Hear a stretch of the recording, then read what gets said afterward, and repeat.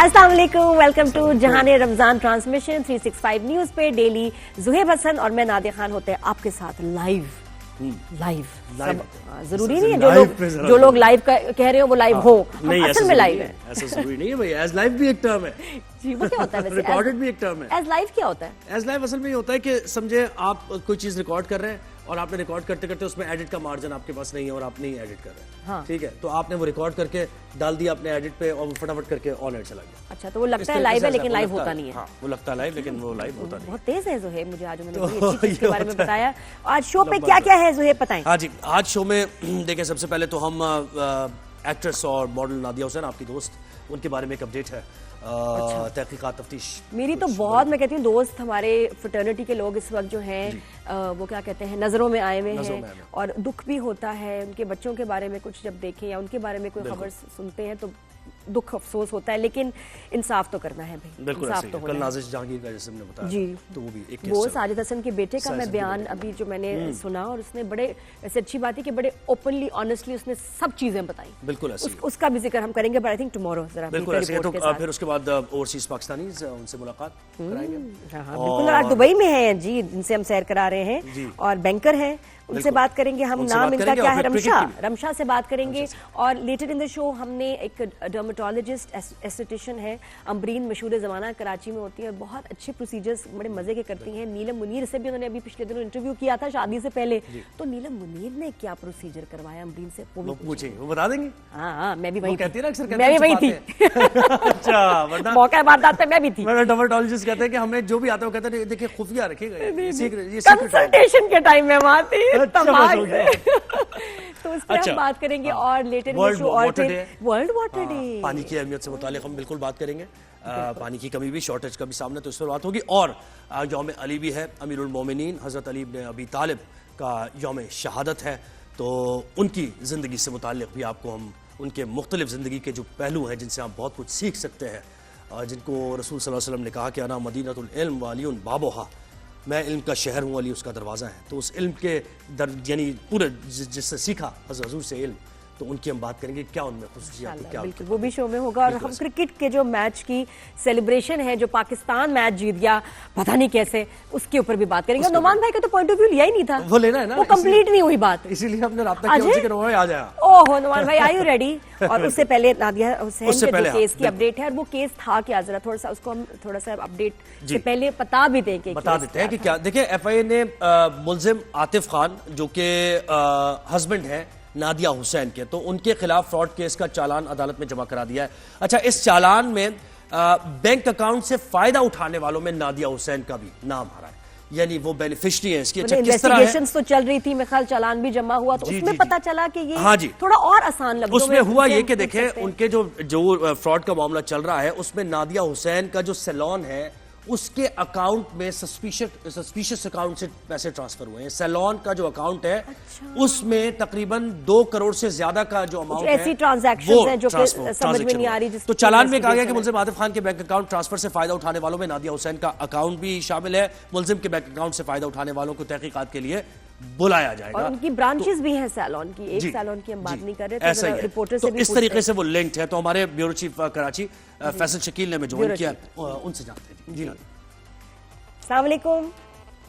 वालेकुम अस्सलाम जी, फैसल शकील जरा बताइएगा, एक तो thank you for your time. आप मुझे बताएं कि लेटेस्ट अपडेट क्या है इस केस की। जी बिल्कुल, ये नादिया हुसैन के शौहर आतिफ के जो चालान है वो जुडिशल मजिस्ट्रेट शर्की की अदालत में एफआईए ने अबूरी चालान जो है वो जमा कराया है। और इस चालान में जो एफआईए ने बताया है 55 सफात की रिपोर्ट है ये एक अबूरी चालान की, और इसमें ये बताया कि इस केस में आतिफ हुसैन एक मुल्जिम जो है वो गिरफ्तार किया गया है जो कि नादिया हुसैन का शौहर है। और इसके अलावा एक मुल्जिम जो है फैसल महमूद शेख, ये जो है वो जमानत पर इस वक्त है।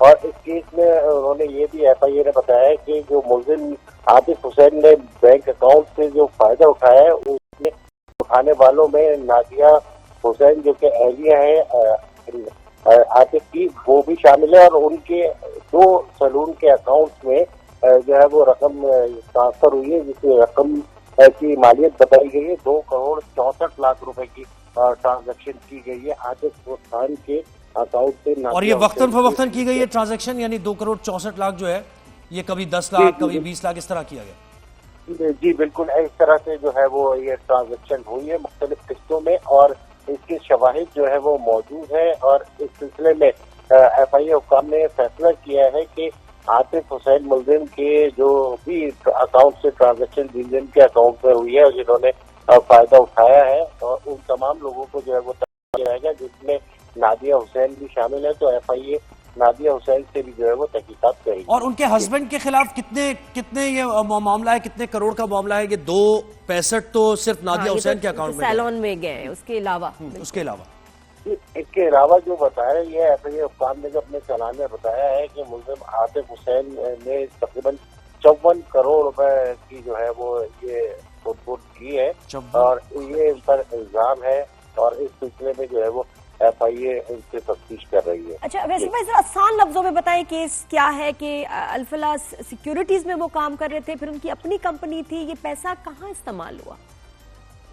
बिल्कुल देखिए, एक कंपनी फंड से जो शेयर खरीदे गए थे, उस शेयर का अमाउंट जो है वो इन्होंने अपने जाती अकाउंट में ट्रांसफर किया था, और फिर उससे जो है वो ये फ्रॉड किया था। तो FIA हुक्काम का ये कहना है कि गैर कानूनी तौर पर इन्होंने रकम कंपनी के अकाउंट से जो है वो अपने अकाउंट में ट्रांसफर की, और उससे जो है वो इन्होंने आगे काम। अच्छा, अभी तक तो चीजें इनके फेवर में नहीं जा रही, तो अगर प्रूव हो जाते हैं सारे एलिगेशन, सब सबूत वगैरह सब, तो क्या सजा हो सकती है? जी बिल्कुल। देखिए, ये तो अदालत इनको यही जुर्माना ही करेगी कि, और इनको सजा जो है वो यही हो सकती है कि जो कुछ अर्से की कैद की जाए। लेकिन ये तो अभी केस चल रहा है, अभी स्टार्टिंग है। अब जो है वो इसमें आगे पता लगेगा कि FIA ने जो इल्जाम लगाया है कि चालान से। अच्छा फैसल, एक और चीज कहिएगा, इस केस से हटके मैं पूछ रहा हूँ, क्योंकि आपका बड़ा तजुर्बा है इस तरह के केसेस में, आप रिपोर्टिंग भी करते रहे। इसमें मनी लॉन्ड्रिंग वगैरह का मामला भी, ऐसे अगर केसेस हो तो इन्वॉल्व होता है और उसकी भी तहकीकात होती है? जी बिल्कुल, इस केस में जो है वो इस तरह से भी FIA तहकीकात करेगी, इसलिए हैवी अमाउंट है, और ये अमाउंट जो है वो कहाँ कैसे खर्च किया गया और किस लिए जो है वो ये इस्तेमाल हुआ, तो इस पर भी तहकीकात होगी। इसमें मनी लॉन्ड्रिंग भी शामिल है कि उसके ये रकम जो है हासिल की गई, ये कहाँ इस्तेमाल हुई। और कितने सैलॉन्स हैं ये पता चला है नादिया हुसैन के? देखिए, FIA की रिपोर्ट के मुताबिक जो अकाउंट से ट्रांसफर हुई है रकम, वो 2 सैलून में जो है वो ट्रांसफर हुई है इनसे। हाँ। तो वो 2 सैलून की, एक तो यहाँ क्लिफ्टन में है, एक लकी मॉल में, मेरा ख्याल एक मॉल में है। तो सही है फैसल, बहुत शुक्रिया, आपने इस केस से मुतालिक हमें डिटेल्स दी। तहकीकात तो जारी है नादिया। अब देखिए, उसका बताया जा रहा है कि 2 अकाउंट्स में पैसे ट्रांसफर हुए, 2,64,00,000। अब इसमें मुझे ये नहीं पता, ये जो वीडियो बनी ना, उसके बाद से मुझे लग रहा है चीजें और नादिया के जो है ना अगेंस्ट जा रही है। वो वीडियो बजाय ये कि उसका उनको फायदा होता, वो तो कोई फायदा ही नहीं। बल्कि लेकिन देखिए, वीडियो तो ठीक है, उसने ऐड ऑन कर दिया होगा, लेकिन तहकीकात जब शुरू हुई है उनके हस्बैंड के खिलाफ, तो ऑब्वियसली फिर पूरी जो चेन है उसके बारे में तहकीकात होती है ना, कहाँ तक मामला जाता है। जैसे मैंने कहा कि इस केस का ताल्लुक नहीं है, इस केस की हम बात अभी नहीं कर रहे, लेकिन इस तरह के जो केसेस होते हैं जिसमें इल गॉटन मनी का मामला होता है, तो उसमें फिर मनी लॉन्ड्रिंग की भी तहकीकात की जाती है। तो तमाम ही एजेंसीज फिर उसमें हो जाती हैं, और वो तमाम तहकीकात। लेकिन अभी इन्वेस्टिगेशन चल रही है, इसलिए कोई अभी हतमी राय बनाना ये वो अभी इस वक्त इज नॉट रिकमेंडेड। तो लेट्स वेट एंड वॉच। और ब्रेक लेते हैं, ब्रेक के बाद वापस आएंगे। हमारे साथ रहिएगा, कहीं ना जाए, देखते रहे Jahane Ramzan transmission on 365 news.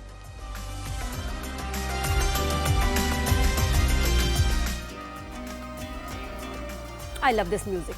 इसमें ना सस्पेंस भी है, खुशी भी है, सेलिब्रेशन भी है। Welcome back to Jahane Ramzan transmission. और कितने, हाँ, ये म्यूजिक जो अभी आप सुन रहे थे, वेरी नाइस, बड़ा इंटरेस्टिंग है। सही कह रही हैं आप। तो क्रिकेट की अभी हम ब्रेक में, और शायद हम ऑन एयर आ गए हैं। इस वक्त PCB के ऑफिशियल्स भी प्रेस कॉन्फ्रेंस कर रहे हैं, और वो बता रहे हैं कि भाई नए टैलेंट को हम सामने लेकर आएंगे, क्रिकेट की बहाली के हम इक़दाम करेंगे। वो सामने भी तब आए जब जीत गए, वरना सामने भी नहीं आ रहे थे। तो आपके भी सामने आने का टाइम हो गया, आपको बहुत मुबारक हो। तो तीसरा T20 हमने जीत लिया, कन्विंसिंगली जीत लिया, बेहतरीन अंदाज में जीत लिया। पाकिस्तानी यंगस्टर्स ने बहुत अच्छा परफॉर्म किया, तो इस पर एनालिसिस तो हुआ ही नहीं था हमारा। जी बिल्कुल। तो नुमान भाई से पूछेंगे। हाँ, नुमान भाई से पूछेंगे। डॉक्टर नुमान ने आज हमें ज्वाइन किया। हम लोग बिल्कुल बड़े सैड हुए थे, डिप्रेस हुए थे, मैं भी, नुमान भाई भी। ज़ुहैब तो ना ही पूछे, इसको तो हम खींच के लेके आते हैं कि प्लीज कोई बात नहीं, कर लो शो, कुछ नहीं होता। उसने कहा ना, इस तरह क्रिकेट जारी रहना ना, एक बार मैंने फैसला कर लिया, नहीं करना। खैर जी, नुमान भाई कैसे आप? ठीक ठाक है? तबीयत कुछ नासाज लग रही है आपकी भी, और नादिया की भी तबीयत कुछ नासाज लग रही नहीं है। वो तो ठीक लग रहे हैं। मैं तो थोड़ा रगड़ा खा रहा हूँ हेल्थ वाइज, ऑब्वियसली नमोनिया हुआ था तो now just recovering from that. ये इसको पहले से पता होगा, एनीवे वरना मुझे आप ठीक लग रहे हैं बिल्कुल। हाँ मैं अभी बिल्कुल ठीक हूँ, आज अभी आपके सामने हूँ। एनीवेज आप बड़े सेलिब्रेट कर रहे हैं, कल हम जीत गए ऑकलैंड में छोटी बाउंड्री पे और कन्विंसिंगली जीत गए। और Hasan Nawaz who got back to back zeros अपने पहले दो डेब्यू और दूसरे मैच में, and then got to a fabulous 100 yesterday, 105, 10 fours, Not 7 out. sixes, everything looks brilliant, spectacular, amazing। और जो है वो नया ट्रेंड आ गया, सेलिब्रेट कर रहे हैं, हीरो बना रहे हैं, गालियां दे रहे हैं बाबर आजम को, मोहम्मद रिजवान को कि वो ऑब्सोलीट इररिलेवेंट हो गए थे T20 से। This is the way to play cricket. लेकिन what is the reality? Number one, you just can't take anything away from how Pakistan won. और जिस तरह आपने कहा कि it was a world record win, क्योंकि 2017 में शायद 17.4 ओवर्स में साउथ अफ्रीका ने 200 प्लस चेस किया था, तो हमने 16 ओवर्स में कर लिया। ग्रेट। लेकिन इंटेंट भी बहुत अच्छी थी, यंगस्टर्स हैं, फ्रेश ऑन लेग्स हैं। व्हाई? लेकिन के बाद की कहानी बताएं नुमान भाई, आप कुछ लग रहा है कि आग पे तमीद बांध रहे हैं। बताना चाह रहे हैं अभी एंड में तमीद कुछ बांध रहे हैं, हमारी लेकिन खुशियों को ये बिल्कुल बताना चाह रहा जरा ये था। बताना चाह रहे हैं कि इतना ना करें। बाकी आगे आए सलमान अली आगा ने सरप्राइज किया डेफिनेटली। वो एक one good thing, real good thing that has happened, कि क्योंकि वो एक बड़ा टेक्निकली एप्ट टेस्ट मैच का और ओडीआईएस का बैट्समैन है, इररिलेवेंट था T20 क्रिकेट से, लेकिन वो अपने आप को इवॉल्व कर रहा है बिकॉज टेक्निक अच्छी, मेथड अच्छा है, तो he is progressing and he is progressive. तो ये तो एक अच्छी चीज हो गई। लेकिन कैच क्या? बाकी हाँ, बाकी ये जो आपकी मैचेस इस तरह के होते हैं ना, कल अगर आप हसन को देखें, जो क्रिकेट कॉनेसर्स होते हैं वो शायद देख रहे हो, लेकिन जो क्रिकेट पैशनेट है वो तो कहेंगे वाओ यंगस्टर है, well done, yes well done. लेकिन फैक्ट इज कि क्या उसकी टेक्निक, क्या उसकी ग्रिप, क्या उसकी बायोमैकेनिक्स, क्या उसकी बैटिंग डायनामिक्स सस्टेनेबल हैं बड़ी क्रिकेट में, जहाँ पे टॉप बॉलर्स आएंगे और लाइवली पिच जो कि ड्रॉप इन पिच नहीं होगी? नहीं। आसान जवाब है इसका। कुछ उसने ब्लाइंडिंग शॉट्स खेले, लेकिन कुछ ब्लाइंडेड शॉट्स खेले, जिसको हम अपनी लैंग्वेज में कहते हैं चला देना। तो don't make him hero, he should forget about his 100। और अगर उसने इंटरनेशनल क्रिकेट में सस्टेन करना है तो उसे टेक्निकली अभी बहुत काम करना पड़ेगा अपने ऊपर, वरना वो एक्सपोज हो जाएगा। जहाँ पे जो सारे काम करके आते हैं, वर्कआउट करते हैं बैट्समैन को, अभी ये नया है, अभी नया इस पे वर्कआउट हुआ नहीं है। जी, वर्कआउट हुआ नहीं। दूसरा, पाकिस्तान की क्रिकेट अगर इसी तरह विम्सिकली ये प्रेस कॉन्फ्रेंस हो रही है, नया टैलेंट लेके आना है, ये टैलेंट कभी भी, मैंने उस दिन भी कहा था आपको, साइंटिफिक टूल की इंटीग्रेशन और प्रोग्रेस जो है ना, ये वो ड्रिवन नहीं हो पाएगा जब तक नहीं होगा। सो वो आपको करना पड़ेगा, आपको प्रोसेस ड्रिवन क्रिकेट लानी पड़ेगी, आपको साइंटिफिक टूल्स लाने पड़ेंगे, क्योंकि बाकी टीमें बहुत आगे चली गई। नुमान भाई, आप कहना चाह रहे हैं कि this was a fluke? No, it was not a fluke, it is flash in a pan. क्योंकि इंडिविजुअल प्लेयर पे उस दिन ड्रॉप इन पिच थी, छोटी बाउंड्रीज थी, कंड्यूसिव एनवायरनमेंट मिल गया। वो लड़का जो है वो बिल्कुल डेस्परेट था, बिकॉज उसके लिए तो अब डू और डाई था ना, 2-0 कर चुका। नहीं, वो जो कहता है रिस्क फ्री इनिंग्स नहीं थी ये, बिल्कुल आप सही कह रहे हैं। और क्रिकेट बोर्ड अभी इसका बड़ा क्रेडिट भी लेंगे और बहुत खुश भी होंगे, तो उनको क्या कहना चाहिए? चले वो ले लें, पर ये जो सुपरफिशियलिटी, लेकिन कल क्या होगा फिर? कल क्या होगा? क्या करेंगे? आगे वही प्रॉब्लम है, ये जो सुपरफिशियलिटीज है ना, इनकी वजह से कंसिस्टेंसी नहीं आती। और देखें, मैं बार बार कह रहा हूँ कि अगर आपने ड्यूरेबल टीम बनानी है, विनिंग कॉम्बिनेशन बनाने और वर्ल्ड लेवल पे कम्पीट करना है, और वेस्ट इंडीज की तरह आपने bottom of the table parish नहीं होना, तो आपको वो काम करना पड़ेगा जो बाकी टीम्स करती हैं। आप वो नहीं कर रहे। सही। आप सिर्फ वो जो लड़के आपके पास अवेलेबल हैं, हाँ ये स्किल सेट एक हद तक इनका है और एटीट्यूड बहुत अच्छा है। नुमान भाई, ये हारिस रऊफ ने और शाहीन शाह अफरीदी ने अच्छा किया, तो क्या मतलब इन विकेट्स पे तो जितने ये वर्ल्ड क्लास बॉलर्स हैं, इतनी विकेट्स लेना कोई ऐसी बात नहीं है कि बड़ी कोई आउटस्टैंडिंग परफॉर्मेंस उन्होंने दे दी है, या कहा जाए? कल जो अच्छी चीज थी ना, हारिस रऊफ ने दोनों मैचेस में बहुत अच्छा खेला। पहले में पता नहीं इसको ड्रॉप क्यों किया था, बट कल शाहीन शाह अफरीदी और Shadab they actually bowled really well. अच्छा। जब अबरार को प्रॉब्लम हुई तो उन्होंने अच्छा किया, लेकिन वो क्योंकि उनकी तरफ से मार्क चैपमैन प्लेड अस्टाउंडिंग, वो जो 44 बॉल 94 था, लेकिन जिससे डैरल मिचेल को 10वें ओवर में आउट करने के बाद आई पर्सनली बिलीव कि आपके सीनियर बॉलर्स ने अपना रोल अदा किया। अगेन दिस इज हार्टनिंग, क्योंकि ये इनको ऐसे ही खेलना। दूसरा, कल आपकी टीम सिलेक्शन बहुत अच्छी थी कि आपने अब्बास अफरीदी को भी खिलाया, मोहम्मद अली की जगह नहीं बनती थी, और आपने कल जो है वो मतलब आपकी अच्छी चेंजेस थी कल, the way you brought your team balance, तो probably that was the reason. और ये शायद 240 की विकेट थी जहाँ पे आपने 204 पे रिस्ट्रिक्ट किया था ना, मिड विकेट का देखें। मैंने जैसे पूरा मैच देखा था ना, मुझे ग्राउंड भी आधी छोटा था। मैं क्या बोल रही थी, झूठ तो मैं बोल नहीं सकती, ये कह रहे ग्राउंड छोटा था तो छोटा ही होगा। स्लैश किया एक और आपका सही टाइम हो गया, उसके बाद छक्का हो गया। यहाँ मिड विकेट पे फ्लिक किया, हल्का सा छक्का हो गया। वही बात, ये कहानी है। जो ये कह रहे हैं ये भी सही है, और जो आप सोच रहे हैं वो भी ठीक है। वो भी ठीक है। क्यों नुमान भाई, सही कहा मैंने। हाँ, लेकिन ये है कि मतलब इसको हमें अंडर प्ले नहीं करना चाहिए। आप जीते हैं, आप सीरीज में लाइव हो गए हैं, लेकिन इस तरह आप कब तक। और न्यूजीलैंड की जो 6-7 कोर बनाते हैं प्लेयर्स, वो तो हैं भी नहीं, ठीक है ना। फिर आप एक और चीज़ देखें कि आप जो आई डोंट नो किस उसमें रहते हैं, इल्यूजन में, कि आपकी बैटिंग फिटनेस, आपकी बॉलिंग फिटनेस, आपकी क्रिकेटिंग फिटनेस, आपकी मेडिकल फिटनेस, क्या आप compete कर पाएंगे जो अब इंटरनेशनल स्टैंडर्ड्स हैं। तो वो उसके लिए आपको अपने सिस्टम को ठीक करना पड़ेगा। ये आपकी डायरेक्शन को इतनी अच्छी है नहीं, ये नी जर्क रिएक्शंस पे अब जीत गए हैं तो आप प्रेस कॉन्फ्रेंस करने आ गए हैं, सवालों का जवाब नहीं होता तो आप टेबल के नीचे घुस जाते हैं। So that's not the attitude. I think आपको इवन क्रिकेट प्रेस कॉन्फ्रेंस में ये कह रहे हैं कि स्कूल कॉलेजेस के बच्चों से टैलेंट हंट शुरू होगा, यानी स्कूल कॉलेजेस में। बिल्कुल, और आई थिंक ये जो हमारा PSL है उसमें तो ये कुछ हो ही रहा होता है, उसमें बहुत सारे बच्चे ऐसे, लेकिन अब ज्यादा फोकस करेंगे स्कूल कॉलेजेस पे, वहां से टैलेंट। नादिया, PSL इसकी 20 और स्कूल कॉलेजेस की जो ये बात कर रहे हैं प्रेस कॉन्फ्रेंस में, टैलेंट स्काउटिंग बहुत अच्छी चीज़ होती है, लेकिन आपको एक चीज़ बताता हूँ, 1997-98 चाइना ने डिसाइड किया कि जो 2008 की ओलंपिक्स होंगी उसमें दे हैव बीट US। तो उन्होंने उस वक्त बच्चों को बुलाया और एथलीट्स को बुलाया, और एमेच्योर एथलीट्स और प्रोफेशनल एथलीट्स की उन्होंने सेगमेंटेशन की, अलग की। रिक्रिएशनल स्पोर्ट को अलग कर दिया, प्रोफेशनल स्पोर्ट्स को अलग कर दिया। जो प्रोफेशनल बच्चे पिक किए उन्होंने systematically, scientifically, tool driven, process driven उसमें डाला, और उनकी फिटनेस, उनकी स्किल्स, उनकी जिसे होनिंग करनी थी वो की। बिल्कुल, काउंसलिंग बड़ी जरूरी है। और 2008 में they actually beat US on the medallion table. तो आप प्लान ऐसे करते हैं, आप ऐसे नहीं कर सकते कि आपने रेस लगाने फरारी के साथ जाना है और आप फिएट जो है उसकी मैकेनिकी करना शुरू कर। मतलब कि प्रिंसिपल बहुत फोकस्ड हो, आपके टीचर्स बहुत अच्छे हो, तब फिर बच्चे जो है वो सही डिलीवर भी करेंगे। आप इन बच्चों को अगर पिक भी कर लेंगे, टैलेंट तो है पाकिस्तान में। उसके बाद अच्छा, आजकल जो स्किल है वो 25% रह गई है आजकल की मॉडर्न स्पोर्ट में। बाकी और कोलैटरल चीजें इतनी आ गई हैं, रोल ड्रिवन आपकी चीज है, रोल डिफाइंड आपको खेलना पड़ता है। तो इनको किस सिस्टम में लेके जाएंगे? आपके पास तो सिस्टम ही नहीं है, आपके पास तो इंफ्रास्ट्रक्चर। देखें, 2 किस्म के होते हैं। एक होता है जो आपने बना लिए स्टेडियम्स, और अभी आप कह रहे हैं आपने $10 मिलियन का प्रॉफिट भी ले लिया, वो पता नहीं कहाँ से लिया, लेकिन उसमें भी प्रेस कॉन्फ्रेंस कर दी। लेकिन एक होता है ऑपरेशनल इंफ्रास्ट्रक्चर, वो आपके पास है ही नहीं।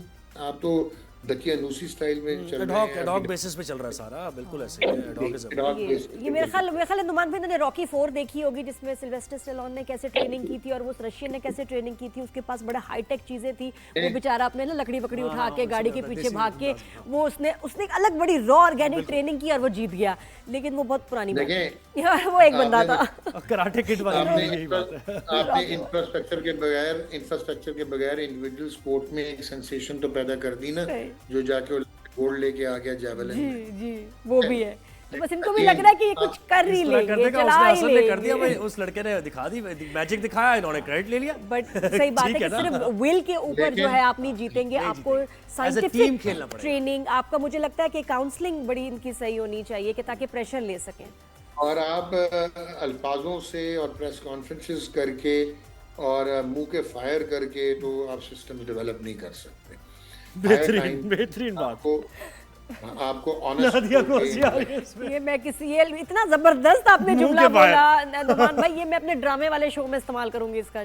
जहाँ मैं जज हूँ। मुंह के फायर, और वो ड्रामों में भी बहुत मुंह के फायर हो रहे हैं। आई लव इट नुमान भाई, बहुत शुक्रिया। और ये मुझे इनका अंदाज बड़ा पसंद है, जिस तरह ये बात करते हैं, बड़े लाइट मजे के। अगले तो T20 का बता दें नुमान भाई, क्या है, क्या एक्सपेक्टेशन है आपकी, कितने परसेंट है? They will come back hard. They will come back hard. और ये अगर लड़कों ने इंटेंट और स्किल लेवल पे उनको मैच करने की कोशिश की तो शायद हम उनके नजदीक जा सकें। अब भी न्यूजीलैंड रिमेन्स द फेवरेट। बिल्कुल सही, बहुत शुक्रिया नुमान और भाई। ये अगर ना, मैं मुझे लगता है यार ये मैच, बहुत शुक्रिया नुमान भाई, थैंक यू, आपके टाइम का बहुत शुक्रिया। अगर अभी इस वक्त ना जीते ना, तो एक बात सोच रही हूँ मैं कि मार्केटिंग वगैरह के हिसाब से ये सीरीज ही बोर हो जानी चाहिए। बिल्कुल, मतलब लोग देखते ही ना कि यार ये तो एक भी मैच नहीं जीते, आगे कुछ इंटरेस्टिंग है नहीं। सडनली इनके जीतने से न्यूजीलैंड को भी फायदा हुआ, इस सीरीज को भी फायदा हुआ। ये डेड सीरीज थी और ये जीत गए हैं, तो अब थोड़ी सी जान पड़ गई है इसमें। वैसे आप भी मुंह के फायर मारती हैं। मैं बिल्कुल, मैं तो ऐसी गन लगी हुई है ना इसमें कि बस उसको लोड करने की भी जरूरत नहीं होती, धन धन धन धन धन धन चलता ही रहता। पर मैं सिचुएशन देख के मुंह के फायर जो है ना जीता, वरना सेफ्टी लॉक है मेरे पास बहुत स्ट्रॉन्ग। आप जी हाँ, होना चाहिए। ब्रेक लेते हैं, ब्रेक के बाद वापस आएंगे और बहुत सी खबरें। स्टे हमारे साथ रहिएगा।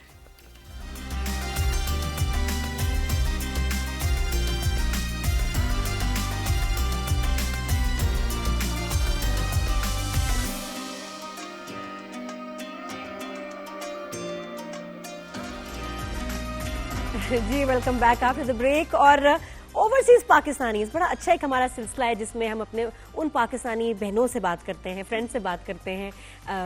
बहनों मैंने इनके लिए कहा, फ्रेंड्स मैंने अपने लिए कहा। तो सुहेब की बहनें मेरी सहेलियां दुनिया में कहीं भी हैं और माशाल्लाह पाकिस्तानी हैं, तो दिल उनका और पेटियां जो समान मजबूत होना चाहिए। कह तो कुछ भी देगा, वो सुनना तो पड़ेगा ना, क्या करें। तो ये और आजमाएंगे आपको, कोई ऐसी बात नहीं, आजमाते रहेंगे। अप्रिशिएट आपको करूंगा। नादिया अभी ब्रेक में भी बिल्कुल भी सही फील नहीं कर रही है, इनको फीवर है, लेकिन उसके बावजूद आपको महसूस हुआ कहीं भी कोई एनर्जी? शायद हुआ भी हो, क्योंकि कहते हैं बुखार में आंखें छोटी छोटी हो जाती हैं, नाक लाल हो जाती है, मुंह थोड़ा स्वोलन लगता है आपको। तो अगर ऐसा लग रहा है, ऐसा कुछ नहीं लगा, नहीं, अगर ऐसा लग रहा है तो वही फ्लू। अरे इतना बार बार फ्लू हो रहा है, ये क्या चक्कर है? जुकाम, खांसी, मच्छर, ये नहीं जा रहे ना, मच्छर जा रहे हैं ना जुकाम जा रहा है। एसी वगैरह ऑन कर देते हैं, वेदर चेंज की वजह से भी हो जाता है, क्योंकि हम समझ रहे हैं गर्मी है और उसके बाद रात में टेम्परेचर डाउन होते हैं, एसी ऑन होता है, ये वजह भी हो सकती है। मुझे तो एक महीने में लगता है तीसरी दफा जुकाम हुआ इस दफा, वरना ऐसे होता नहीं, पता नहीं क्या हो गया। फ्लू शॉट लगवाती हूँ फौरन। और जी, तो ओवरसीज पाकिस्तानी सेगमेंट में से मैंने बताया कि हम बात करते हैं आज दुबई लेके आपको चलते हैं। रमशा है यहाँ और बैंकर है, कब से दुबई में है, रमजान कैसे मनाती है, सब पूछेंगे। अस्सलाम वालेकुम। अस्सलाम वालेकुम पाकिस्तान, जो भी सब हमें देख रहे हैं अभी। कितनी प्यारी क्यूट हो तुम, बात है आप रमशा, यू आर अडोरेबल माशाल्लाह। और कितनी ये मुझे लग रहा था आप सोच के आई थी, मैंने कहना है अस्सलाम वालेकुम पाकिस्तान, जो मुझे देख रहे हैं, गुजरवा के लोग, सबका ख्याल रखिए, इस तरह करके आई आप। नहीं, मैंने सोचा नहीं था, लेकिन फिर मैंने सोचा कि पाकिस्तान में बहुत सारे लोग हमें देख रहे होंगे तो उनको भी सलाम कर देना चाहिए। बहुत बहुत अच्छा किया तुमने। पाकिस्तान में किस शहर से वैसे तुम्हारा ताल्लुक है, फैमिली, पेरेंट्स कहाँ हैं?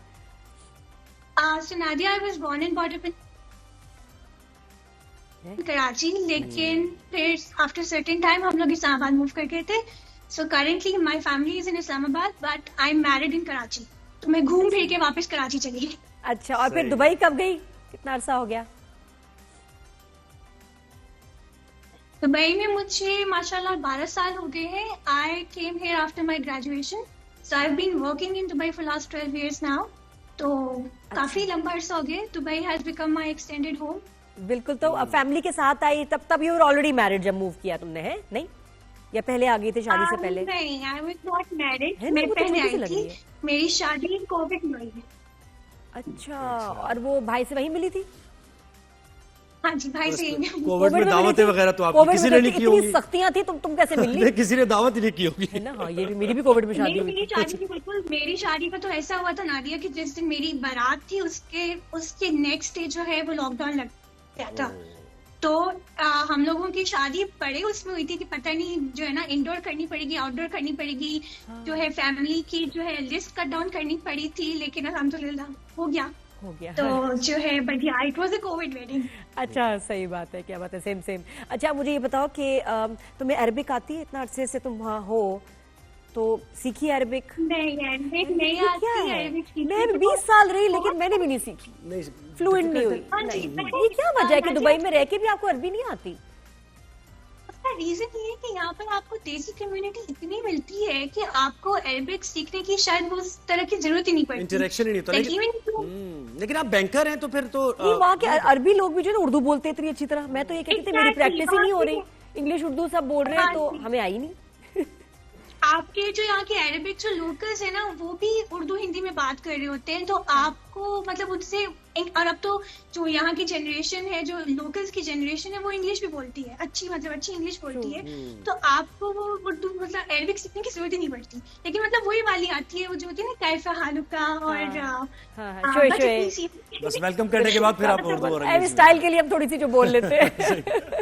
अच्छा ये बताओ रमजान कैसा गुजरा है, और सहूर, अफ्तार पार्टीज, मजलिसें क्या चल रहा है? मजलिसें बहुत अच्छी चल रही हैं। इस दफा मैंने 2 मजलिसें जो है वो अटेंड की थी, एंड माशाल्लाह मतलब बहुत ग्रैंड, बहुत लग्जरी। आप तो दुबई में रह के गई हैं, आपको तो अंदाजा होगा कि यहाँ पर इफ्तार और सहूर बहुत ग्रैंड होता है। तो इफ्तार भी चल रहा है, सहूर नाइट्स भी चल रही हैं, तो बड़ा मजा आता है अपने फ्रेंड्स के साथ, अपने कोलीग्स के साथ। आपको बहुत अच्छा टाइम स्पेंड करने को मिलता है वहाँ पर बैठ के, एंड यू नो आप अपने ट्रेडिशंस डिस्कस कर रहे होते हो, वो आपको अपने कल्चर के बारे में बता रहे होते हैं। और सबसे मजे की बात यह है कि because I am a foodie, तो मुझे ना डिफरेंट कुजीन्स ट्राई करने का बहुत शौक है। तो when you go to such और लाइक इवेंट्स, तो आपको ना मतलब बड़े मजे की चीजें ट्राई करने को मिलती हैं।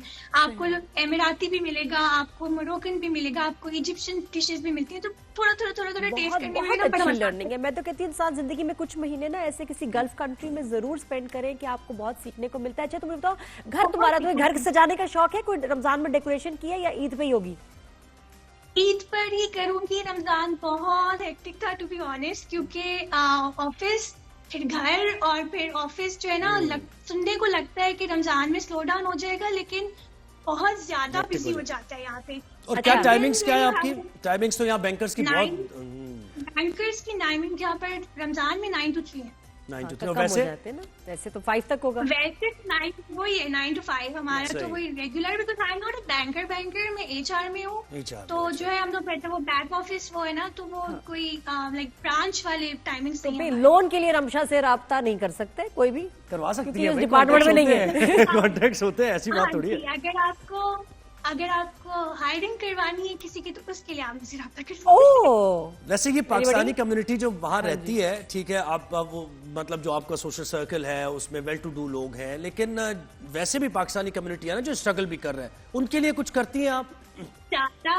सो आई वुड लाइक टू से कि देखिए मैं जो ना I am very active on LinkedIn, and in fact before COVID I was a LinkedIn influencer। तो मेरा मकसद यही था कि जब मैं खुद आई थी, I came as a fresher and I was an expat, और मेरा यहाँ पे कोई ऐसा था नहीं कि जो मुझे हेल्प कर सके। तो all the struggles and challenges that I faced, तो I actually wanted to give back to the community। सही। तो I was very active, मैंने बहुत लोगों को जो है ना गाइड किया है, in fact still I do। And because of that HR title on my LinkedIn profile, I get approached by many people, like almost लोगों को जॉब दिलवाती है, उसमें हेल्प करती है दुबई में। That's wonderful यार, तो मतलब सवाब का काम है, कितनी अच्छी बात है। गाइड करती हूँ, हाँ जी। और मेरा क्योंकि मैं इंस्टाग्राम पर भी हूँ, मतलब I am a small like a micro influencer, तो मेरा टारगेट जब मैंने स्टार्ट किया था तो यही था कि you know I need to guide people. I need to guide people that it's not only about glitz and glam in Dubai. There are struggles that an expat face when they come. और उसको वो किस तरह से, specially लड़कियां जब आती हैं ना, तो उनको बड़ा मिसगाइड किया जाता है।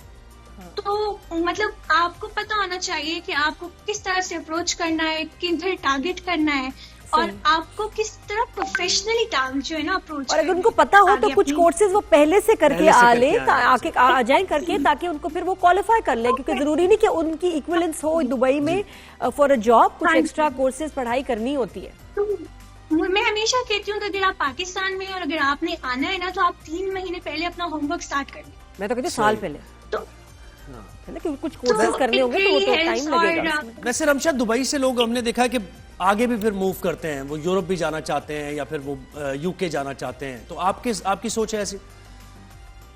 अभी फिलहाल तो नहीं है, लेकिन यस मतलब आई एग्री, क्योंकि UAE को बहुत सारे लोग जो है वो एज अ स्टेपिंग स्टोन लेते हैं। जी। मेरे बहुत सारे फ्रेंड्स आए, उन्होंने यहाँ पर जॉब स्टार्ट की, उन्होंने काम करने स्टार्ट किया, then they moved on. they move to Australia, they move to Canada.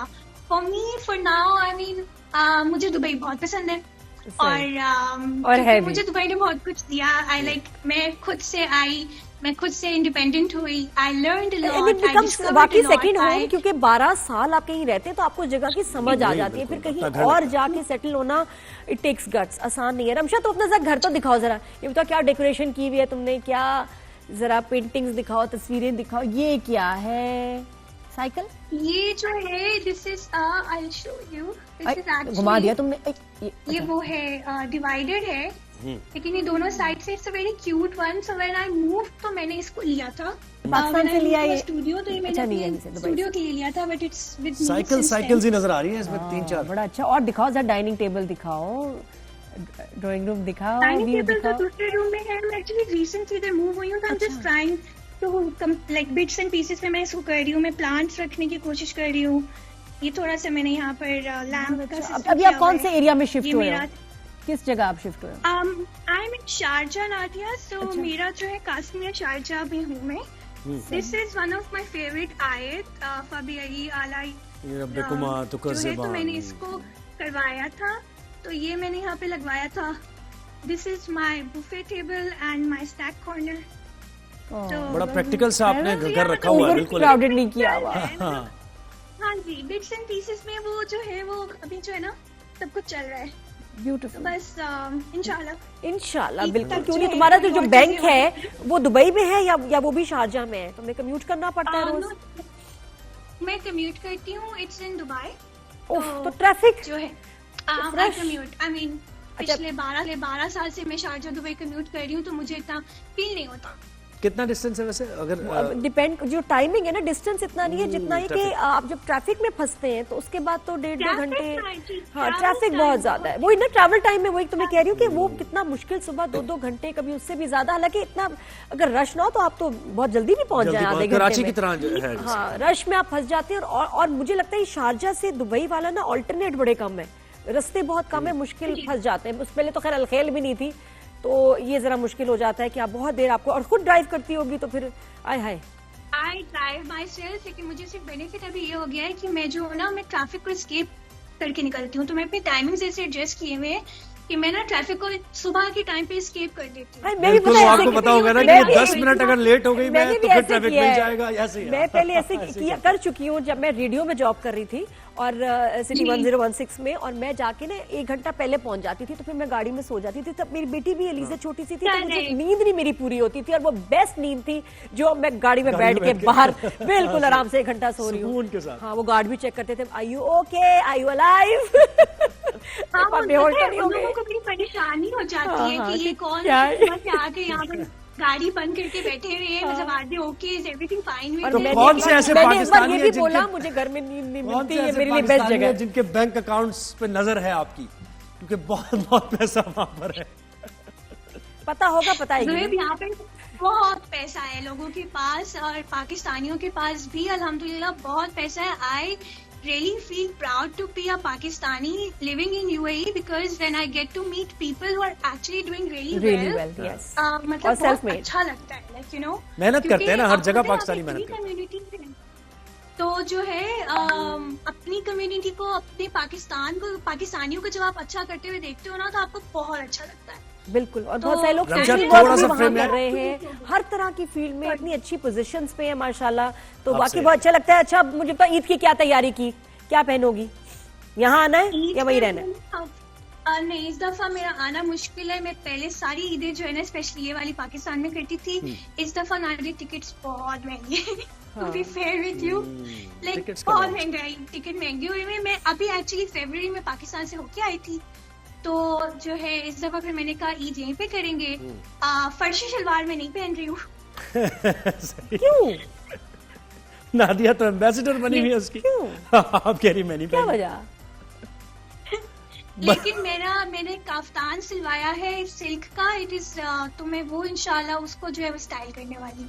मैं ज्यादा क्या की फ्री होगी, वरना दिल करता कौन दिखा दो क्या पहन रही हूँ। लेकिन जो भी पहनोगी तुम बहुत अच्छी लगोगी, एंड आई होप कि आपकी बहुत अच्छी ईद गुजरे फैमिली फ्रेंड्स के साथ। Thank you Ramsha. बहुत शुक्रिया रमशा। शुक्रिया। Nadia, it was nice talking to you, and thank you for बहुत शुक्रिया, बहुत शुक्रिया। बड़ा मजा आया। बड़ा मजा असल में आता है ये बात सेगमेंट ना करके। हम पहले करते थे थोड़ा लेट और हमेशा कम हो जाता था, कट जाता था। मैं कहती थी नहीं यार मेरी तसल्ली नहीं हो रही है ऐसे। नहीं, मैं और चाहती हूँ उनकी भी full नहीं time तसल्ली हो। होती है ना, जो गेस्ट आते हैं वो भी तो चाहते हैं ना कि बात हो भाई, पाकिस्तान से मुताल्लिक बात हो, हमारे घर भी दिखाएं और चीजें अच्छा लगे। तो बस अब हम ब्रेक ले लेते हैं क्योंकि उसके बाद अभी और भी बहुत कुछ है। उसके बाद बहुत कुछ है हमारे शो में। वाटर बहुत डे से भी segments बनाएंगे, हैं। पानी के बारे में बड़ी इंपॉर्टेंट बात है। पानी भी है और वो भी तो है क्या क्या अब क्या पीआरपी वगैरह की बात डर्मेटोलॉजिस्ट भी करेंगे। शो पे आएंगी, Dermatologist, उनसे बात करेंगे। नीलम मुनीर के भी जो है ना मेकओवर के बारे में, स्किन ट्रीटमेंट क्या ट्रीटमेंट वो करती हैं, करवाती हैं, उसमें बात करेंगे। बड़ा एक ब्रेक के बाद आते हैं।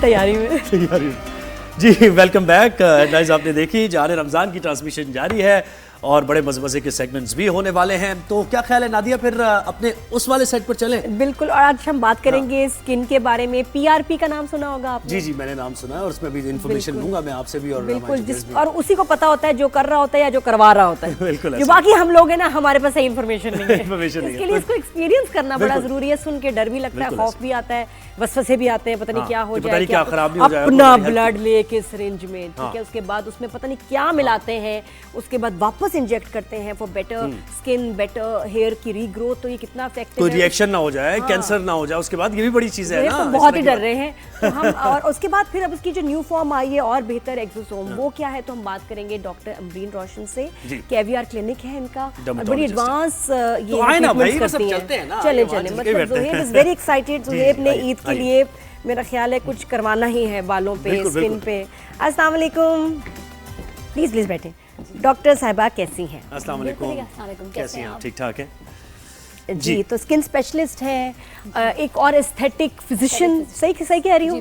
क्योंकि अब वो हर डॉक्टर की ना साथ एक अलग टर्म होती है। बिल्कुल। तो वो लगती जानना है। जरूरी है कि भाई कौन क्या है, क्योंकि अब तो बहुत सारे ऐसे तरीके आ गए ना, अलग अलग से हैं। और फिर इतनी पढ़ाई करते हैं, कुछ ना कुछ कोर्सेज, तो वो अपडेट करते करते उनके साथ में जो नाम है वो भी बदलते रहते हैं। जैसे मैंने पीआरपी, मैंने तो सिर्फ ये सुना था कि हेयर ट्रांसप्लांट के लिए पीआरपी होता है, लेकिन पीआरपी तो 17-18 साल से पाकिस्तान में हो रहा है। कह रहे हेयर ट्रांसप्लांट के लिए होता है। हेयर ट्रांसप्लांट के दिन, हेयर ट्रांसप्लांट के बाद आप करा सकते हैं, उससे बाद करा पहले भी कराते हैं। पीआरपी हमेशा आपके बालों को, जो आपका अपना बाल है उसको महफूज रखता है। नया हेयर ग्रोथ पीआरपी नहीं कराता। अमरीन, मुझे तो लगता है कि मुंह के लिए कुछ भी रगड़ घिसड़ के कुछ ना कुछ ठीक कर लेते हैं आप। बालों का वापस आना, रीग्रोथ, ये दुनिया का मुश्किल काम है, बहुत स्लो रिजल्ट्स है। बहुत स्लो रिजल्ट है। उसके साथ मल्टीविटामिन्स भी लेने पड़ते हैं, देखना पड़ता है कोई हार्मोनल इशू तो नहीं है। मैन वेमेन दोनों में होता है। मर्दों में तो होता है यूजुअली हेरिडिटी की वजह से कि फैमिली में जीन में हो तो औरतों को अच्छे घने बाल भी उनके चले जाते हैं 25 की एज के बाद। फिर बहुत कुछ कराना पड़ता है बालों को बचाने के लिए। डेफिशिएंसीज होती होंगी कोई जो हो। बेसिक चीज़ है पीआरपी, जो आप बात कर रहे थे, पीआरपी प्लाज्मा रिच प्रोटीन। आप ही के ब्लड से हमने ब्लड मतलब ड्रॉ किया, आपकी बॉडी से 10 जो cc, ब्लड लिया आप ही का ही है। आपसे हमने ड्रॉ किया 10 cc, उसको सेंट्रीफ्यूज किया 11 मिनट, निकाला और वो येलोइश पूरा प्लाज्मा आ जाएगा, वो आपने ही इंसर्ट कर दिया। अच्छा, कोई चीज उसमें मिक्स नहीं करते? कुछ भी नहीं। नहीं, किसी मुझे को लगता था अगर कि जैसे knees में- शुरू में मैंने सुना था, कहते थे कि हम इसमें कुछ मिलाते हैं। मैंने क्या मिलाते हो? कि चाट वो- मसाला डाल रहे हो, वो क्या डाल रहे कॉकटेल हो? फेशियल्स हैं। पर जो आप बात कर रहे थे पीआरपी की, वो एक ऐसा बेसिक पीआरपी प्लाज्मा है जो आप नीज में भी डलवा सकते हैं, तो टक टक आपका घुटने का ख़त्म हो जाता है। अच्छा। आप अपने एल्बोज में भी डलवा सकते हैं। अगर कहीं भी बोन्स में कोई इशू है तो वहाँ पे भी डलता है। It's not only for your hair, it's for the whole body. तो एक बार करा दिया बस, उसके बाद ठीक है, या ना फिर ना कराते ना, रहे? करा दिया तो कराते और कराते और कराते रहे। ये गाड़ी नहीं रुकती। ये चलती जाएगी जब यही तक तो सांस stop है, लगता है चलती फिर। जाएगी। इंसान सोचता है फिर कहता है नहीं यार, और जिसको बार-बार ज़रूरत नहीं है ना, फिर वो शुरू ही ना कराए जब तक ज़रूरत नहीं अच्छा। है। जी, जैसे आप दोनों बैठे हैं, आप लोगों को नहीं है ज़रूरत। नहीं दोनों जरूरत कह है। दिया उन्होंने, दोनों कह दिया, मेरा नाम भी आया है, देखें। मुझे तो पता नहीं वैसे अब अच्छा, शुरू में मैंने बड़े एडवेंचर कराए कि अब मुझे ना सुई से डर लगता है। अब वो जरा भी कहीं प्रिकिंग की बात आती है, पता नहीं अब वो बर्दाश्त नहीं रही, वरना तो पहले तो अब उसका गुजर भी जाते वजह थे किसी भी छुरी कांटे के नीचे, लेकिन अब मुझे डर लगता अब है। बिल्कुल पेनलेस नीडल्स आ गई हैं। अब पंचर्स निकाले हैं यूएस वालों ने। वो ऐसे हैं कि आपको टच होगा, आपको फील ही नहीं होगा। एंड जो एक्वा पंचर 19 में गैज का एक साथ चलता है। क्योंकि वो 1 cc वाली जो चल रही थी ना, उससे तो भाई भयंकर दर्द 1 cc होती भी है। बड़ा है आपके। अब जैसे आप डर रहे हो, अब तो इतनी बारीक फ्रेंच नीडल्स आ गई हैं कि आप कहेंगे ये क्या है, फील ही नहीं होगा, पर हर जगह प्रिक हो रहा होगा। जैसे मच्छर काटता है। जैसे मच्छर काटने से भी मच्छर दर्द भी- होती है, मच्छर भी- कराची का वो भी मच्छर एक जब काटता है needle दर्द है, होती है। हाँ, तो needle ही है भाई। अच्छा, है ना, बड़ी मच्छर खतरनाक का needle काटना है। तो बड़ा काटना है, ये तो पता भी नहीं चलता। अच्छा, हमारे यहाँ के मच्छर बड़े रिलैक्स काट रहे हैं, मतलब देख रही हूँ काट के ना बैठे हुए हैं कि मार सकते मार हो तो दो। मार लो डर भी नहीं रहे। छोड़े, हम कहाँ आगे, इतनी ग्लैमरस शख्सियत हमारे शो पे आई है, जब इतनी मैंने इस अक्सर बात पे देखा करो। है टर्की में, मैं बहुत ज्यादा मैंने देखा लड़के ये बालों का transplant, पिया क्या सस्ता है वहाँ पर या फिर क्या वहीं पे सस्ता है, होता है? सस्ता है, वहाँ का लेबर सस्ता है। अच्छा, चीज़ें तो हर जगह इक्वली यूज़ होती हैं, पर टर्की में लेबर सस्ता है। जैसे अमेरिका में डॉक्टर 3-4 गुना ज़्यादा अपना लेबर प्राइस लेता है, पर यहाँ पे टर्की में लेबर सस्ता है, प्रोडक्ट्स अच्छे हैं सारे। ईरानी डॉक्टर्स वहाँ ज़्यादा हैं, इजिप्शियन डॉक्टर वहाँ ज़्यादा हैं टर्किश से, पर टर्की इसलिए उन्होंने रीजनेबल बनाया। और आप पता है वहाँ मॉल्स में या सड़कों पे घूमो, हर एक आपको नजर आएगा ये हर दूसरा शख्स, हाँ, नाक पे पट्टी, सस्ता। सर पे पट्टी, सर पे, हाँ। तो बहुत ज्यादा प्रोसीजर्स हो वेलकमिंग रहे हैं। उन्होंने इतना अच्छा वेलकमिंग किया हुआ सीन कि उन्होंने होटल्स भी दिए हुए हैं, सर्जरीज के साथ साथ 3 दिन का स्टे भी दिया पैकेज है। दिया हुआ पूरा। हाँ, अच्छा, कोरिया में क्या हुआ? नहीं, तो वहाँ भी नाक पे इतना क्या कह रही थी आप? मुझे ये वो पता समझ है, नहीं आया। ट्रेंड अब इतना आ गया प्रोसीजर्स कराने का, तो कोरिया Nose की job। लड़कियां एयरपोर्ट गई, बड़ी मजेदार बात है, तो वो उनको इमिग्रेशन वालों ने रोक लिया कि आपकी तस्वीर तो मैच ही आपसे नहीं कर मैच ही नहीं कर रही। सही है पासपोर्ट पे कुछ और है, आप कुछ और है, आप जा ही नहीं सकते, वो बैठी हुई है। लेकिन मैं वो ही हूँ लेकिन बोर्ड करने से मना कर दिया, तो ये भी हो जाता है। ये अच्छा ड्रामा है, पर हाँ, ये हो नादिया, आप जाता देखिए होगा। सिर्फ एक नोज चेंज करने से सेंटर ऑफ द फेस है ना, पूरी शक्ल बदल जाती है। ठीक है। नो से तो मेरे ख्याल कोई भी खुश नहीं है। मतलब क्या क्या बदल जाता है, मुझे तो हैरत इस बात पे कि ये भी आपका ये मैं कहती हूँ इनहेंस हो जाए, इंसान बदल ना जाए, वो बदल के खराब हो जाए तो वो सही कभी नहीं हो सकता। फिर तो जहनी मरीज भी हो जाएगा ना। आपने कि अपनी मैं नाक को वो कुछ हुई। कराया? अमरीन, नहीं बड़ी नहीं, प्यारी नहीं, नाक है। अच्छा थैंक यू, मैंने कभी कुछ नहीं किया, मैं जो कराऊंगी आपको जो पूछेंगी बताती हाँ, जाऊंगी। वीडियो खुद ही अपनी बस वीडियो सबका बना कर, रही है। अच्छा सबका आप कर रही हैं और खुद कुछ नहीं करा रही। नहीं मैं हम बहुत बात कुछ है, करते जरूरत नहीं हैं ना, उतनी सच में, प्यारी। हम बहुत कुछ करते हैं। आई एम 42 और हम बहुत कुछ करते हैं। I started doing at the age of 38, क्योंकि अगर हम नहीं करेंगे, खुद को एक्सपीरियंस नहीं करेंगे तो आगे को सही कैसे करेंगे अगले को। अच्छा, लेकिन उनके साथ क्या हो रहा है अमरीन, जिनके मुंह ऐसे चौड़े सूज रहे हैं? उनका Suddenly। शौक वो लिपस्टिक क्या है? ज़्यादा खरीदने से, वो फिलर खरीदती हैं हर महीने का।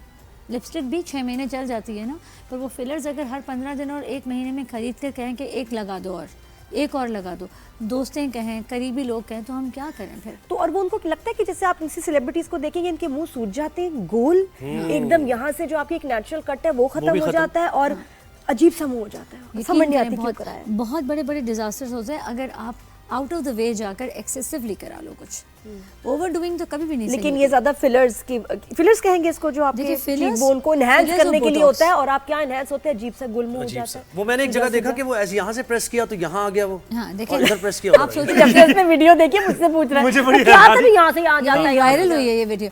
देखिए अगर आपके अगर if you are smiling and you have 3 lines है, मतलब क्लोज फीट है आपका, ठीक है, आप आए, मैंने आपको एक लाइन आपकी गायब की कि देखें कि आप 2 लाइनें, when you will talk smile 2 लाइनें दिखनी चाहिए, फीचर्स दिखते हैं, पर आपको नहीं डॉक्टर अमरीन, मेरा पूरा लाइन गायब होना चाहिए। मैं कर दूंगी सारे गायब, ठीक है, 3 मंथ्स तक गायब होते हैं, बेस्ट बोटॉक्स से भी, ये बोटॉक्स है।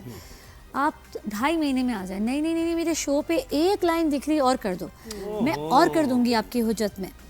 आपका जब मैं यहाँ से एक्स्ट्रा बोटॉक्स डालूंगी, यहाँ से स्माइल टेढ़ा हो जाएगा, क्योंकि जो आर्टरीज वेसल्स सब जो आपके फेस में जहाँ जहाँ कनेक्शन है ना खुदा का दिया हुआ, यहाँ मैं ज़्यादा छेड़खानी करूँगी, यहाँ आपका नीचे गिर जाएगा, ये मसल गिर जाएगा। ऐसा लगेगा जैसे even if you are smiling, smile नहीं दिखेगी।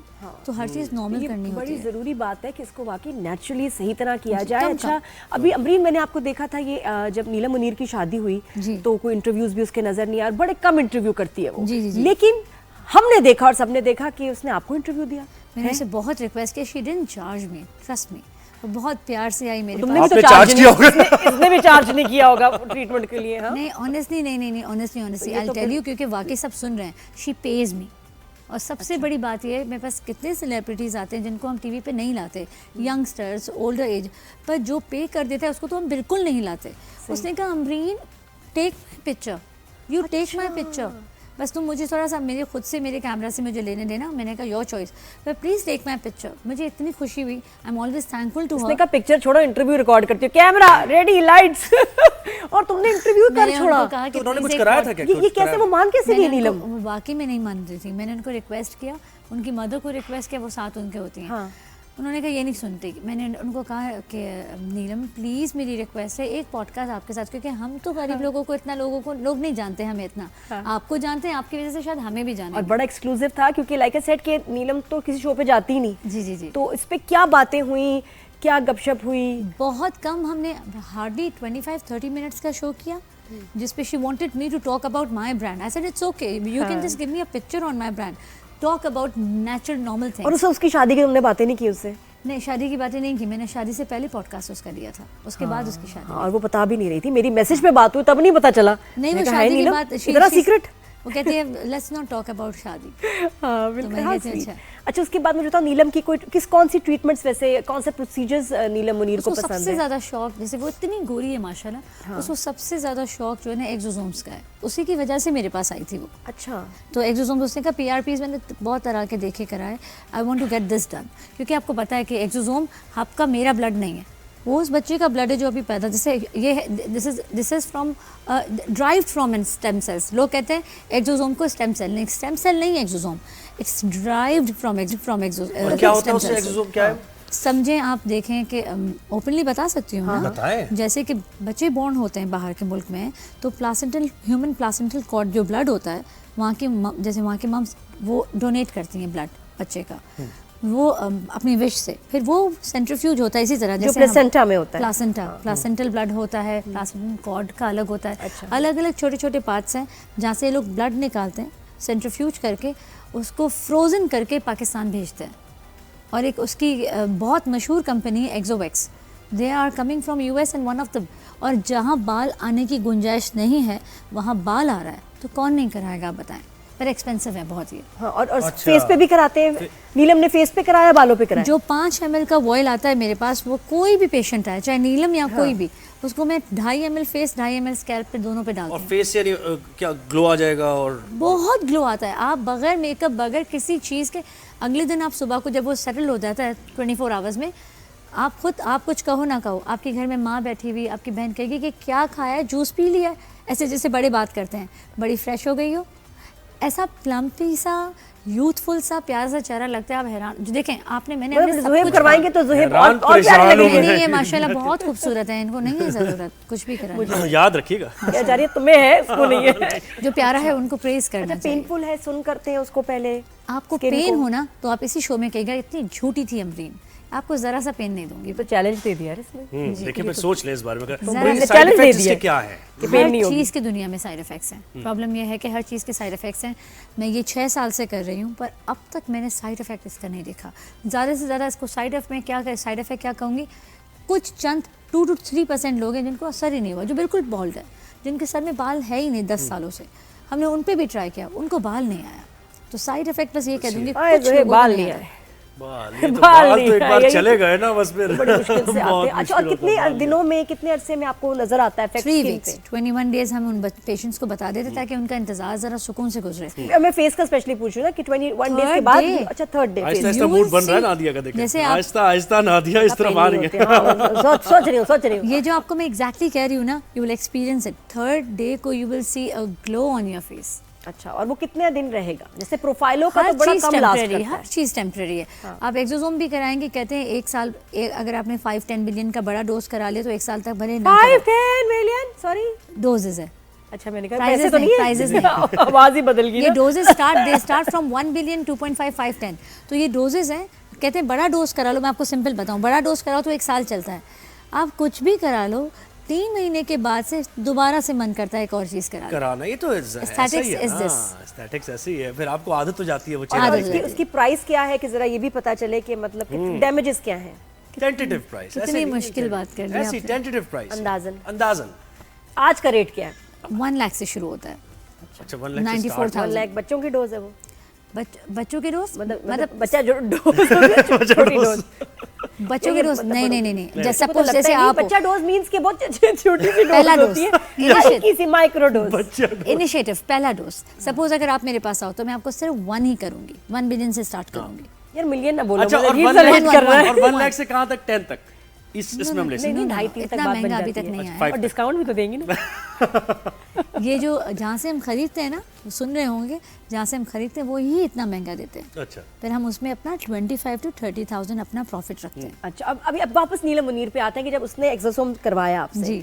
तो एक तो दर्द नहीं, वो चीखें नहीं मारी उसने, वो उनको तो किसी चीज़ से दर्द फील ही नहीं हुआ। अच्छा, उसके बाद फिर क्या इफेक्ट देखा? मतलब जो मैशर में उनकी स्किन आ रही है जैसे वैसे, नहीं, देखिए उसके बाद ये जो है ड्रामा ना, किया था, ये जो शादी की पिक्चर्स में नजर आया, जो हमें, भी जो हमारे अपने जो कैवियर के पेज पे जितनी भी वीडियोस हैं उसमें हम फिल्टर्स यूज़ करते हैं, और जो कुछ AI भी यूज़ करते हैं, आर्टिफिशियल इंटेलिजेंस भी यूज़ होता है, जो आजकल का जो लेटेस्ट ज़माना है वो यूज़ करते उसको यूज कर रही हो, हैं। बिल्कुल यूज़ कर रहे तो हैं। ये तो चीटिंग है। चीटिंग नहीं, ने तो हम नहीं commercials करे में ना। मैंने ऐसे देखा देखिए, मैंने मेरे कैवियर यूज़ करे तो फिर चीटिंग है।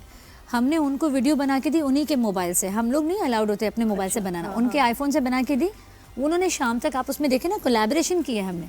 उन्होंने शाम तक जो हमें वीडियो दी, हमने सिर्फ कोलैब किया।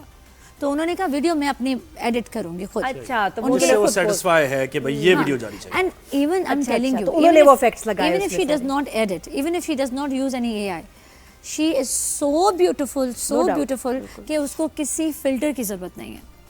वो इतनी प्यारी स्नो वाइट है जैसे बचपन में कहना था ना कि क्यों करा रही हो, क्या जरूरत है, नहीं ये जरूरत हम तुम्हें। ये हम कह के थक गए, अब हम आगे बढ़ गए। अच्छा, होते हैं वैसे ऐसे क्लाइंट्स आते हैं जो कि आपको इरिटेट करते हो, और सब में उनमें से कौन देखा, नाम नहीं ले रहे हम, लेकिन कि यार मुझे ये करा दो, ये करा दो, कि ऑब्सेशन की हद तक क्रेज में, क्योंकि पैसे भी हैं, कहीं लगाने भी हैं। 50+ औरतें जुनूनी है वो कहती हैं we don't want gold, diamond, Swarovskis, we don't want anything, any of these things, हमें बस प्रोसीजर्स कर दो। We want to look better than our husband and pretty than our husband. Husband बहुत हैंडसम मुकाबला है, हस्बैंड से, मुकाबला दुनिया husband से से नहीं चल रहा है ना, है, लेकिन मुकाबला husband घर में ही है। मुकाबला हस्बैंड से ही। हस्बैंड से ज्यादा अच्छा लग रहा है। नहीं, वो चाहते हस्बैंड हैं कि के सामने। हस्बैंड हमें देख, Yes. बात मसला वो ये कह है रही है, ना, we वो look- कहते हैं किसी और को ना नहीं, देखे उसने कहा husband। मैं अपने हस्बैंड से बेहतर लगना चाहती हूँ, जो उन्होंने बोला। नहीं, आपने बात नादिया। नहीं, उन्होंने बात बिल्कुल सही की। हाँ। अच्छा, husband के लिए वो बहुत कहते बेहतर हैं लगना कि- चाहती वो हूँ। कहते हैं कि हम इतनी प्यारी लगें कि मेरा मियाँ मुझसे ज्यादा किसी कहीं और को ना पसंद देखे आए। वो देखेगा तो फिर भी कहता, तो मतलब ऐश्वर्या राय देख लो, कितनी हसीन पर आपको खवातीन पता है, है, उनके नादिया, सबके आपको साथ पता हो है रहा है ये। कि लड़के सबको देखें बेशक, हाँ,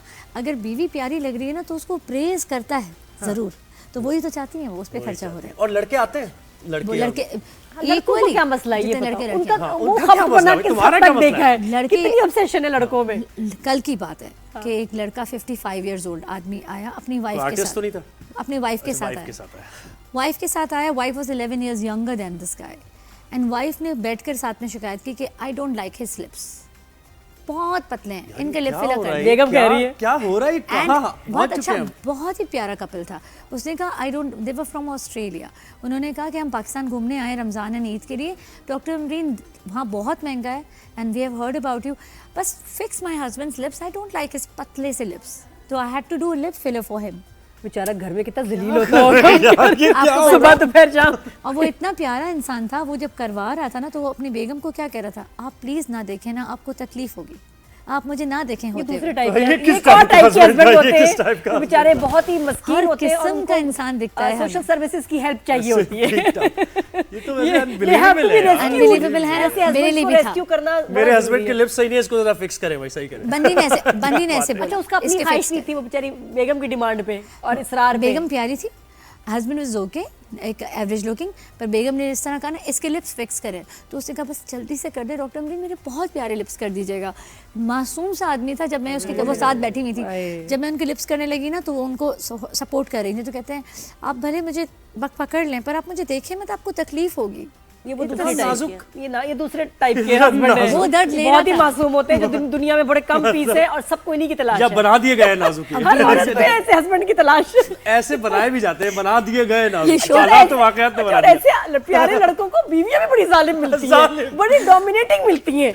अफसोस पता नहीं देखें आप, ये शो पता नहीं कहाँ जाएगा। कौन और कहता है मेरे कि साथ औरत हमेशा विक्टिम होता है? नहीं नहीं, आदमी भी होते हैं सुने बेचारे। कहानी सुने, आपको पता लगे कितने मजलूम है बस। को नेक्स्ट टाइम ना वो हेल्पलाइन का नंबर दे देना कि जरा हद से ज्यादा जुल्म बढ़ जाए ना बेटा, ये नंबर डायल कर देना। जब हम शॉक्ड हो जाते हैं ना, मेरी मैनेजर भी, she is very pretty, she is a Chinese girl, जब उसने सुना ना उर्दू तो सब समझती है, she said doctor I am going out, when you are finish call me, I will come. वो भी जाके रो रही होगी बेचारी पीछे। अच्छा, और उसने भी औरतों देखा। का वो जो है ना कि जो आपको मैं बताया कि ऑब्सेशन, वो किस तरह से आपने किसी को देखा, ऐसे ही कोई क्लाइंट बताओ प्यारी सी। कि जैसे कि बंदी ने कहा कि मुझे और प्यारा करना है। हाँ। मैं आपको ऐसी क्लाइंट बताती हूँ जो इसी वीक रमज़ान में मेरे पास आई, कहती है डॉक्टर साहिबा आप देखें मेरी एज कितनी होगी, शी लुक्ड लाइक 50+, पर मैं कहूँगी तो मार खाऊंगी ना। तो मैंने कहा कि आप बता दीजिए। तो कहने लगी आई एम 50+, पर कोई कह सकता है मुझे देख के? मैंने कहा जी नहीं। कहने लगी आपको पता है मैं शीशा नहीं देखती, क्योंकि जब मैं शीशा देखती हूँ मुझे नज़र लग जाती है, मुझे मेरी नज़र लग जाती है। मैंने कहा अच्छा। मैंने कहा मैं आपका क्या करूँ? कहती है देखिए मुझे किसी चीज़ की ज़रूरत नहीं है, मैं तो ऐसे ही आपका इंस्टाग्राम और टिकटॉक देख कर आ गई। नाउ यू टेल मी कि आप क्या करेंगी मेरा, और मुझे पूरी गारंटी चाहिए कि आप मुझे क्या इससे भी ज़्यादा प्यारा बना सकती हैं, तो टच करें। इनको ना एक कोई वो एक और शो में आ रहे हैं ना, मौलाना जो वजीफे देते हैं बड़े, वो बिजली वाला वजीफा, खूबसूरत दिखने का वजीफा क्या है? मैंने उनको कुछ नहीं करा, क्योंकि मेरे में ताकत नहीं थी उनकी हसीन खूबसूरती को और अगर जरा सा कुछ गलत हो जाता ना फिर आप कितनी हसीन थी, बाय द वे कितनी प्यारी थी। प्यारी थी वो, पर वो बड़ी एज की थी ना। एटीट्यूड मुझे समझ नहीं आया कि आप टाइम निकाल के सिर्फ ये जाके किसी आप डॉक्टर से मिले कि आई एम परफेक्ट। देखिए बहुत से लोगों को साइकोलॉजिस्ट की जरूरत होती है। मैं आपको मैं बता रहा हूँ आपको ये बात है। इस मामले में, एस्थेटिक्स के मामले में कुछ लोग इतने आगे निकल जाते हैं, उन्हें किसी साइकेट्रिस्ट की या साइकोलॉजिस्ट की जरूरत होती है, बजाय इसके कि डर्मेटोलॉजिस्ट के पास जाएं। उन्होंने मुझे कहा ना, उन्होंने कहा मेरा पोता मुझे कहता है यू आर गॉर्जियस दादी, मेरे हस्बैंड मुझे कहता है तुम्हें किसी चीज़ की जरूरत नहीं है। मतलब शी लुक्ड 60+। मेरी मुलाकात करा देना, कहना आपको ना असल में कुछ और लोगों से आउट ऑफ फैमिली मिलने की जरूरत है जो बहुत सच बोलते हैं। तो अमरीन ये पार्ट 1 था, पार्ट 2 पार्ट 2 होगा, बिल्कुल होगा ये ईद के बाद। अच्छा लगता है कि ट्रीटमेंट के साथ साथ आप एटीट्यूड की बात करें, बड़ा ही मजा आया। बहुत शुक्रिया। मेरा क्लिनिक बंद करा। नहीं, अब जो आएगा ना सोच समझ के बात करेगा। तो खैर ये जी आपने देखा कि क्या कुछ लोग करा रहे हैं आजकल। मैं तो हैरान और परेशान हूँ। कोई बात नहीं, सीख जाओगे कुछ अर्से में। ब्रेक लेते हैं, ब्रेक के बाद वापस आएंगे। Keep watching.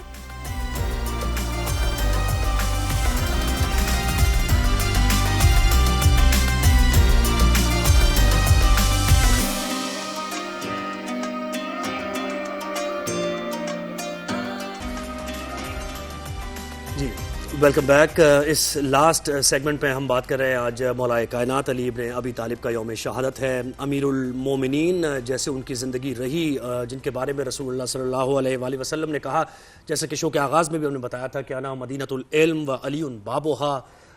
फिर ये वो शख्सियत है मौलाए कायनात अली इब्न अबी तालिब जिन्होंने ये दावा किया, सलूनी का दावा किया, पूछ लो जो कुछ पूछना है। उन्होंने कहा ज़मीन का इल्म, ज़ेरे ज़मीन आसमान का इल्म सब वो जानते थे कबल इसके कि मैं तुम में ना रहूं। ये मौलाए कायनात का ही दावा है और पूरी वर्ल्ड हिस्ट्री में किसी ने दावा नहीं किया। फिर ये वो मौलाए कायनात है जिनके बारे में रसूल सल्लल्लाहु अलैहि वसल्लम ने कहा कि अना व अली मिन नूरिन वाहिद, मैं और अली एक ही नूर के 2 टुकड़े हैं। फिर ये वो मौलाए कायनात है जिनके बारे में रसूल ने कहा कि अली तुम्हें मुझसे निस्बत ऐसे ही है जैसे मूसा को हारून से, लेकिन बस फर्क इसमें यह है कि मेरे बाद कोई नबी नहीं आएगा। तो ये वो अली हैं जिन्होंने हर जंग में रसूल का साथ दिया, हमेशा जंगे बद्र, जंगे ओहद, जंगे खैबर, जंगे खंदक, हर जगह रसूल सल्लल्लाहु अलैहि वसल्लम का साथ देने वाले और उनकी जिंदगी की प्रोटेक्शन के जामिन। फिर आप देखें जब शब हिजरत जब रसूल सल्लल्लाहु अलैहि वसल्लम गए अमानतें छोड़ के, तो अली को अपने बिस्तर पर लिटाया और अली का यह कहना है कि उस रात जो अली को नींद आई है वो कभी ऐसी पुरसुकून नींद अली को नहीं आई। अली एक चीज पर मुस्तरिब थे और एक चीज का अली को बड़ा यानी एक उलझन थी, एक परेशानी थी, वो ये थी कि हर जंग में अली ने दुश्मन को ज़ेर किया। अली चाहते थे शहादत का रुतबा मिले, तो शहादत कैसे मिलेगी? यानी अली के मुकाबले में जो आया वो ज़ेर हो गया, तो अली कहते थे कि शहादत किस तरह मिलेगी? दुआ करते थे अली नमाज में, और जब अली ने दुआ की तो जाहिर है वो पूरी होनी थी। मस्जिद कूफा में अली नमाज के लिए आए हैं, इब्न मुलजिम खड़ा हुआ है, मलऊन खड़ा हुआ है, अली सजदे में गए हैं और उसने वार कर दिया है, और उसके बाद आज मौलाए कायनात की शहादत है। तो हम क्या सीख सकते हैं मौलाए कायनात से? उनकी ज़िंदगी से अमली तौर पर हम क्या अपनी ज़िंदगी में बेहतरी ला सकते हैं, क्या ऐसी कोशिश कर सकते हैं? तो ये हम आज ज़रूर जानेंगे। इसीलिए हमने मदू किया अपने स्टूडियो में हरीम नकवी साहिबा को, जो कि इस्लामिक स्कॉलर हैं। बहुत शुक्रिया। अस्सलाम वालेकुम। मैंने तो अपनी सी कोशिश की, लेकिन क्या कहा जाए अली की शख्सियत के बारे में बहुत मुश्किल है अहाता करना। आगाज कीजिए मौला अली के इल्म से ही हम गुफ्तगू का आगाज करें तो बेहतर होगा। हम बिल्कुल इल्म से आगाज करते हैं, इसलिए कि अल्लाह ने इल्म को वो फजीलत दी है कि इल्म वालों को दौलत वालों पे फजीलत दी है। और मौला अली ने भी जो इल्म और दौलत के कंपैरिजन में पूरा एक खुतबा है मौला का, लोग पूछते गए और मौला बताते गए। इल्म वो है जो तुम्हारी हिफाजत करता है, दौलत वो है जिसकी तुम हिफाजत करते हो। इल्म तुम्हें आगे बढ़ाता है, दौलत तुम्हें पीछे रोकती है। इल्म से तुम आगे बढ़ने की कोशिश करते हो, जितना बांटो उतना बढ़ता है, दौलत जितनी खर्च करो उतनी कम होती है। तो पूरा एक तवील खुतबा है मौला का।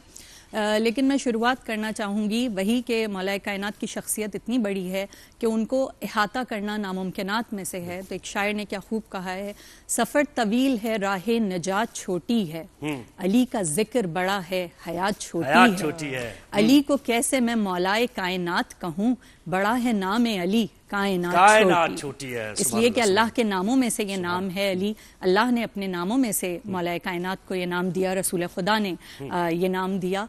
और मौला कायनात की विलादत कायनात में वो है कि जो किसी और के हिस्से में नहीं आई। खाने काबा में विलादत है, किसे रा मयसर न दर शुद्ध सादत, बकाबा विलादत ब मस्जिद शहादत, कि खाने काबा में विलादत है और मस्जिद में शहादत है।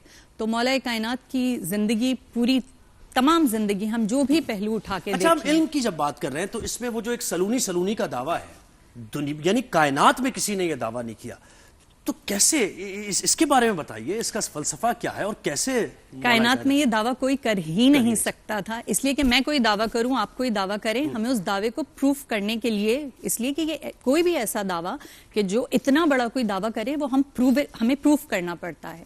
हमारे पास जाहिर है ये इल्म ही नहीं है। मौला कायनात का कहना है कि रसूल खुदा ने मुझे ऐसे इल्म भराया है जैसे कबूतरी अपने बच्चे को दाना भराती है, और मैं रसूल खुदा के नक्शे कदम पे ऐसे चला हूँ जैसे ऊँटनी का बच्चा अपनी माँ के पीछे चलता है।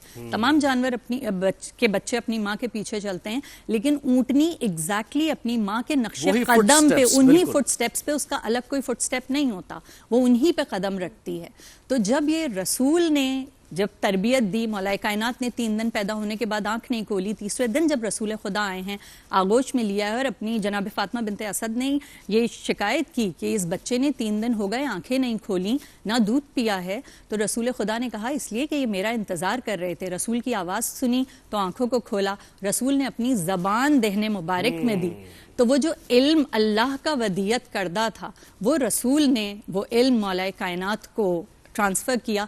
और वो जो कुछ नज़र आता है, बहुत से लोगों को ये लगता है कि बहुत सी बातें ऐसी हैं, ये अल्लाह की वहदानियत है और रसूल के मोज़ात हैं कि बहुत सी बातें ऐसी हैं कि जो मौला कायनात ने पेशेंगोई की और वो बातें सही साबित हुई, इसलिए कि वही खुदा थी, रसूल को मालूम थी, और रसूल खुदा ने मौला कायनात को उन बातों से आगाह किया था, और जो इल्म की सूरत में हमें सामने नज़र आता रहा। मौला का एक मशहूर कौल है कि अगर मुझे वक्त मिलता और मोहलत मिलती तो मैं तुम्हारे मकानों को इस बहते पानियों से रोशन करता। जो उस वक्त लोगों को ये बात समझ में नहीं आती, लेकिन आज ये बिजली हमारे यहाँ हाइड्रो पावर, हम तो पानी पे से ही बिजली बना रहे हैं, तो आज लोगों को शायद ये बात समझ आ सके, लेकिन उस वक्त समझ में नहीं आती थी।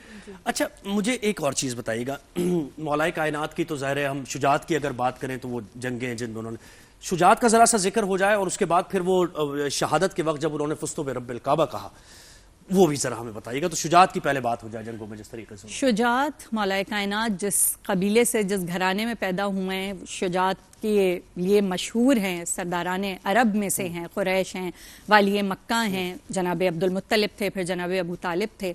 और शुजात इनकी बहादुरी इनके ख़ानदान की विरासत थी, मीरास थी। जनाब अब्बास रसूल खुदा और मौला अब्बास के चचा, कि जो उस वक्त शेर खुदा कहलाते थे मौला कायनात से पहले, और उसके बाद ये लक़ब फिर मौला कायनात को मिला। वो बहादुरी में अपनी इतने मशहूर थे कि जनाब अब्बास ईमान बाद, जनाब